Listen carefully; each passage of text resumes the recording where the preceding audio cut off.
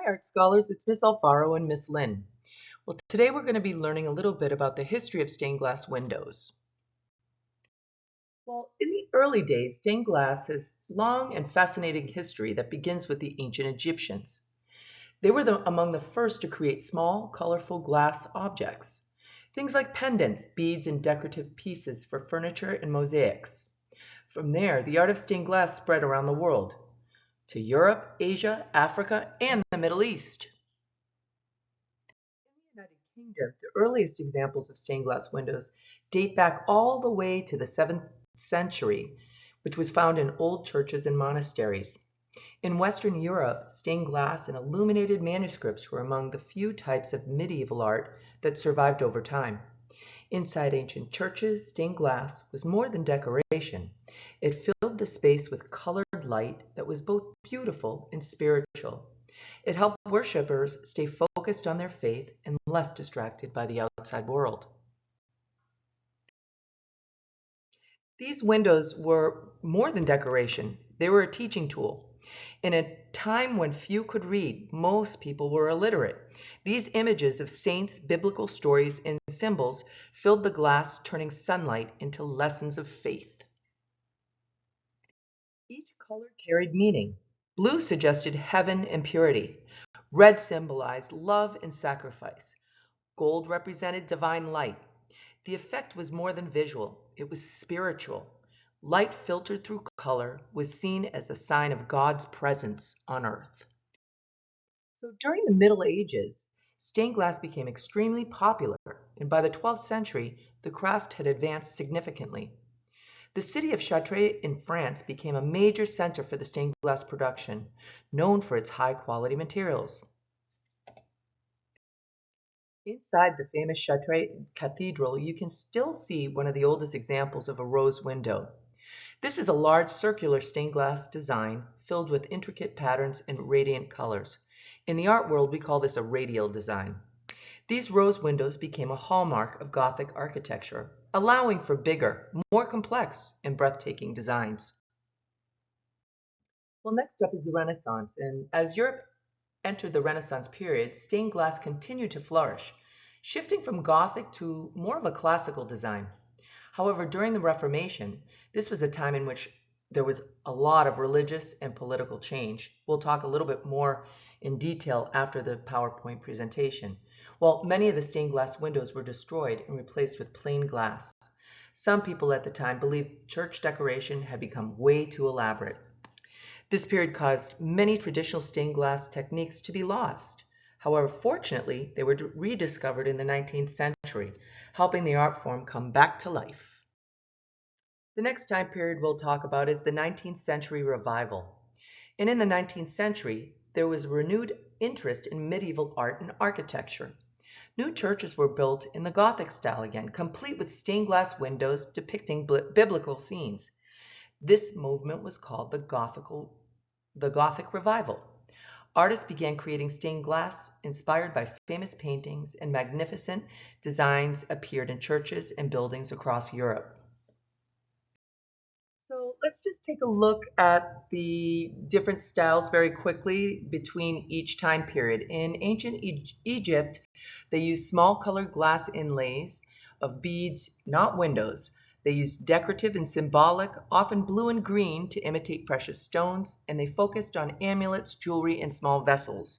In the medieval period, the Gothic period, true stained glass windows flourished in cathedrals. It was intense jewel-like color, especially those deep reds and blues, strong black lead lines that outlined figures and told biblical stories.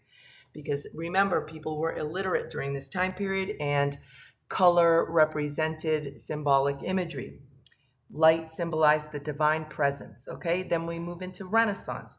Renaissance was more naturalistic and the perspective in figures. There was softer, lighter color palette with painted details for realism. And architectural framing became classical and balanced. Humanism influenced subjects such as saints, patrons, and classical themes. Finally, as we get into the 19th century revival, we see that there's a return to medieval craftsmanship ideals, and there's rich color and hand-cut glass textures. Artists such as William Morris and Tiffany emphasized design and craft. Combined traditional techniques with new glass effects such as opalescent and layered styles were all the rage. So as we get into the late 19th, early 20th century, there was a pioneer of stained glass artistry. His name was Tiffany. And during this time period, the art world was amidst the Art Nouveau movement, and it revolutionized stained glass with new techniques and a very naturalistic aesthetic. Well, this is the first time you're starting to see opalescent glass, and Tiffany developed a unique type of glass within an opalescent pearly sheen, which allowed for a wider range of color and texture. He could layer multiple pieces of this glass to create depth and achieve subtle color variations with a single panel. Hopefully, we'll be able to do some fusing of glass in the next couple of weeks, and you can see how the process emerges. We'll talk a little bit about copper foiling. Instead of relying on the traditional heavy lead, Tiffany often used a thinner copper foil to create intricate and three-dimensional designs, and it was a signature of the elements in his lampshades. And finally, the nature-inspired designs. He actually worked with beautiful depictions of landscapes, flowers, and other natural scenes, often rendering great detail and vibrant colors. So Henri Matisse, one of my favorite artists, by the way, he actually approached stained glass with a modernist eye, focusing on color and form rather than the naturalistic detail. And his most famous stained glass works were created for the Chapelle de Rosaire de Vence, which I probably mispronounced and I apologize. And this was commissioned in the 1940s and early 50s. Wow, these bold abstract forms, instead of like a detailed scene, Matisse designs featured simplified, often abstract shapes and silhouettes. This is a reflection of his late paper cutouts work, which used a similar approach to form. He'd use a lot of positive and negative spaces, and he'd focus on color and light. And for Matisse, the glass was all about celebrating color and the way it interacted with the light. That's actually, goes right back to the whole purpose of stained glass from the beginning.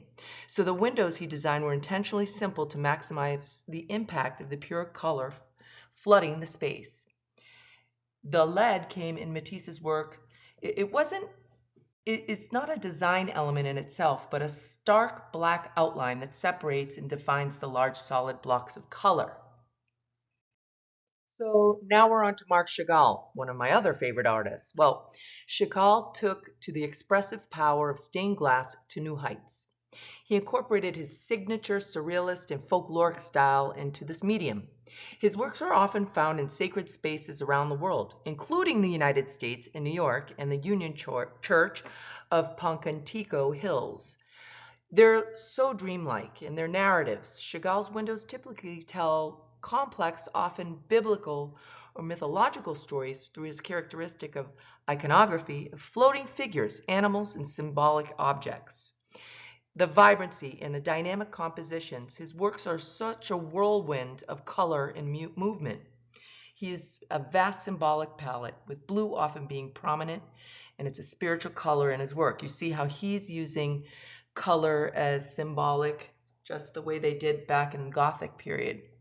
Well, the painterly quality is different. While Matisse used the lead to define forms, Chagall used the leading and the paint on the glass to create a more gestural, painterly effect, and he treated stained glass as a canvas, with each piece contributing to a larger expressive vision.